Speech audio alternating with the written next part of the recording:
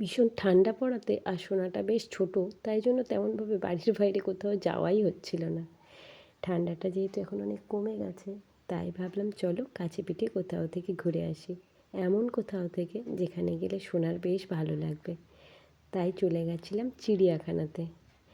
গিয়ে খুব একটা খারাপ লাগেনি, তবে কিছু কিছু ক্ষেত্রে না ভীষণ ডিসঅ্যাপয়েন্ট হয়েছি। অনেক পশু পাখিকেই খুঁজে পেলাম না, যেমন জিরাফ। জিরাফটাকে না কত করে খুঁজলাম, কোথায় যে গেছে ভগবানই জানে। আমরা জিরাফকে না খুঁজে যদি জিরাফ আমাদের খুঁজতো তাহলে হয়তো খুঁজে পেয়ে যেত।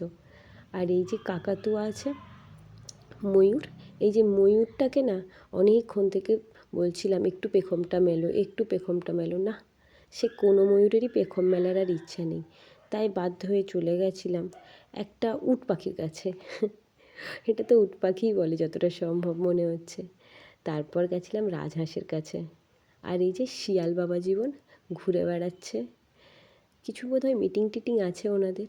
আর বাঘ দেখো, বাপ রে বাপ, সে কি হুঙ্কার, একবার ঘরে ঢুকছে আর একবার বাইরে বেরোচ্ছে, তার হুঙ্কারেই আমাদের ভয় লেগে গেছিলো। আর গন্ডার, উনি এখন চুপটি করে আছে, বলছে তোমরা যতই চিৎকার করো আমার কানেও ঢুকবে না আর চামড়ার মধ্যে দিয়েও ঢুকবে না, সুতরাং তোমাদের চিৎকার করাটাই সার।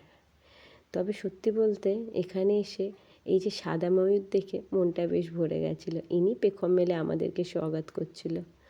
আর এই যে বাবা আর মেয়ে, বাবা মেয়েকে শেখাচ্ছিল যে এখানে এসে চুপ করে থাকতে হয়, কথা বলতে নেই, কথা বললে জন্তু জানোয়ারদের ডিস্টার্ব হয়।